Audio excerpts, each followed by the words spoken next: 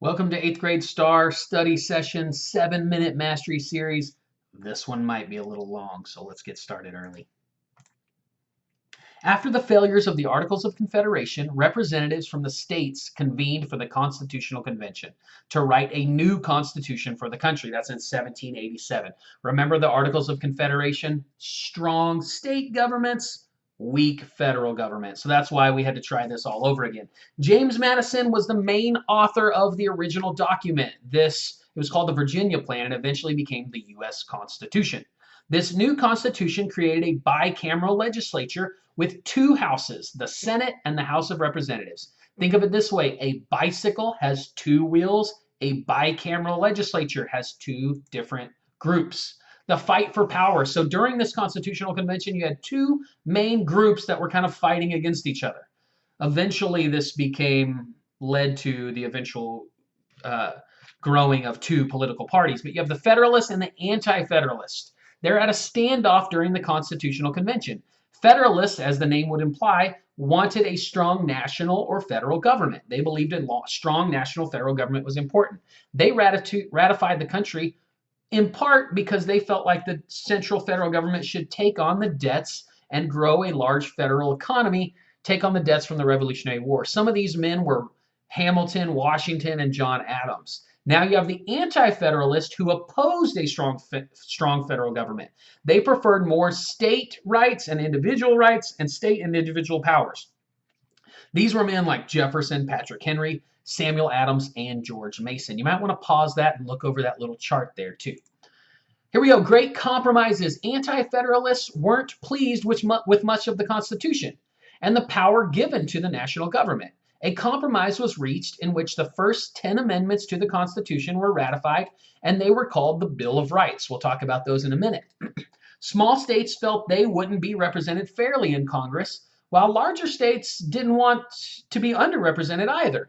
So the Connecticut Compromise, also known as the Great Compromise, was allowed for equal representation which allowed for equal representation in the Senate, 2 representatives per state. And then it had representatives based on population in the House of Representatives. So you have this bicameral legislature. One was the Senate, which has only 2 representatives equally for every state. The House of Representatives, the other part of this bicameral legislature, has different amounts of representatives based on different amounts of populations per state. So it was the Great Compromise. All right, let's talk about this structure that they formed a little bit. The government was framed with 3 branches that share power and balance each other in the federal government. You have the judicial branch, which is federal judges or Supreme Court, and they uphold the law and decide matters of legality. You have the executive branch, which is the president, the appointed cabinet, and the vice president and their appointed cabinet, and they make up the executive branch. There was no executive or judicial branch in the prior government, the Articles of Confederation. So now you have the legislative branch. This is Congress, which, remember, bicameral system, Senate and House, and those are elected representatives from each district within the country. Okay, now let's get to these Bill of Rights. I'm just going to read these 10. This is probably a good slide after I read for you to pause, really read this yourself, and do a little bit of note-taking maybe. Here we go, the First Amendment, and these are pared down versions. These aren't word for word. The First Amendment, U.S. citizens have freedom of religion, freedom of speech, press, which is news, and assembly, gathering together, and a petition. The Second Amendment, the First Amendment is probably the most well-known, and for good reason. The Second Amendment, U.S. citizens have the right to keep and bear arms or own guns. Third, the government may not force U.S. citizens to shelter soldiers in their homes. That was a grievance we had with Great Britain when they made us quarter their troops. Fourth, U.S. citizens are protected from unreasonable search and seizures of property. 5, the government may not force U.S. citizens to testify against themselves in court. That's why you hear people say, I plead the 5th. 6, U.S. citizens have the right to a fair and speedy trial. 7, U.S. citizens have the right to a trial by jury. 8, U.S. citizens are protected from cruel and unusual punishment. 9, U.S. citizens may have rights that are not listed in the Constitution. 10, powers not given to the federal government by the Constitution belong to the state or to the people. Can you see how 9 and 10 were probably written by the anti-federalists? All right, growing pains. George Washington becomes the first president of the U.S., and soon enough, there is trouble. The Whiskey Rebellion was an uprising in western Pennsylvania by farmers who resisted new federal taxes. Of course, we resisted them when Britain had them. They're resisting them when we have our own government. So George Washington mounted up and rode at the head of an army to stop this insurgency. And when they saw the army, they dispersed, taxes were paid, the issue was done. Washington stepped down after only his second term as president, and in his farewell address, he urged the country not to do two things, essentially. He said, don't split into two political parties. That's going to divide our nation. And the second thing he said is, don't make long-term alliances with foreign nations. Guess what? We did both those things.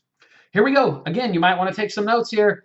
Let's go on to the questions. As always, after I read the question, press pause and then find your answer, and then jump in with me when you know what your answer is. Eighth Amendment, excessive fines cannot be imposed. Excessive bail cannot be required.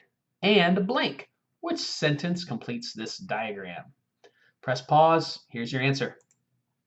Cruel and unusual punishment cannot be inflicted. These are all things that go hand in hand and go together. Even if you don't remember the Eighth Amendment, these all things kind of make sense here. Which argument would a Federalist make to support ratification of the Constitution? Press pause. Here's your answer. A strong federal government will be more stable than a loose confederation of states. Remember, Federalists wanted a strong federal government. Kind of makes sense.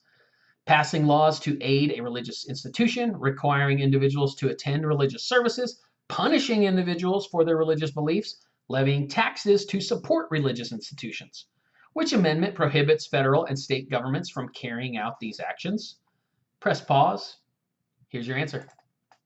The First Amendment, freedom of religion. The government cannot force or enforce laws about religion. In the ... Republic of America, the power surrendered by the people is first divided between two district governments, and then the portion allotted to each subdivided among distinct and separate departments. Hence, a double security arises to the rights of the people. The different governments will control each other at the same time that each will be controlled by itself. That's Federalist Paper number 51. What assurance did this argument give to those who opposed ratifying the Constitution? Pause it. Might want to reread that one. Get your answer. Here we go.